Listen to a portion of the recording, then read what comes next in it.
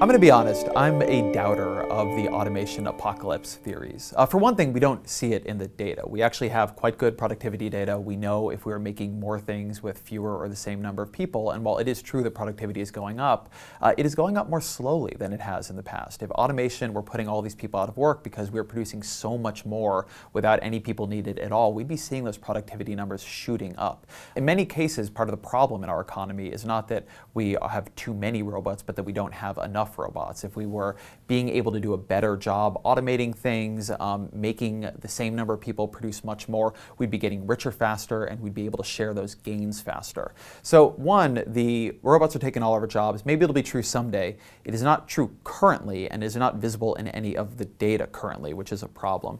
The other reason I'm skeptical is that human beings are very good at assigning value to jobs that maybe do not have that much intrinsic value in them. So go back a couple hundred years and we're most all working in agriculture. We are doing things that are very directly about human survival. So you go forward in time, I'm a journalist who writes stuff online. It's not an objectively all that needed job. There are more yoga instructors today than there are coal miners in America. Management consultants make a lot more money and are given a lot more social capital. I'm not saying fairly, I'm just saying it is true, than farmers or public school teachers. So this idea that the only jobs that have dignity and that have worth are ones that are actually needed, this idea that we're going to have a useless class of people because robots are going to take the jobs, it seems a lot likelier to me that we're just going to imbue new jobs with both social capital and money. Again, in our society right now, a lot of the people who are given the highest incomes and given the most public esteem are doing jobs that in the grand sweep of human history are ridiculous. Corporate lawyers, management consultants, high-frequency traders on Wall Street.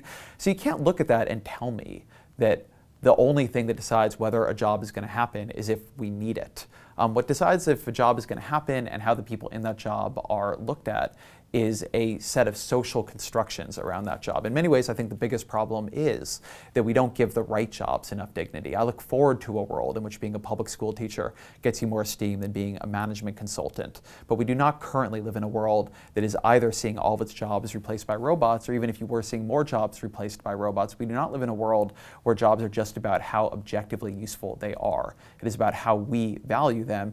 And I don't see any particular reason to believe we're going to get bad at coming up with new jobs to value. And I say that as somebody who got their start professionally as a blogger.